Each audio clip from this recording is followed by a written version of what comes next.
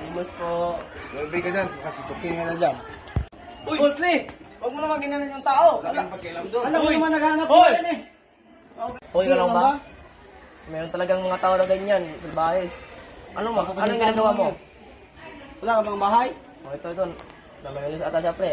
Bigyan natin. Sige, dito na kami. Ingat ka. Bili mo yan ng pagkain. Huwag mong gamitin yan sa mga masamang bisyo.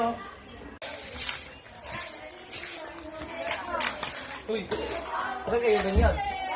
Natapon yung basura ko, may naglilinis ako. Sana yung nagantuhin nila. Hindi, tutulong lang ako. Kuya, baka makatulong ko sa'yo. Sige. Kaya nagaganto yung tao, kuya. Mga masama. Sige. Ingat ka. Sige, kuya. Ano ba? Tingin ka naman sa minaanan mo. Oo, kuya, hindi ko sila sadya. Ano ba? Huwag na kayo magtalo. Alam mo naman humingi na siya ng patawad sa'yo eh.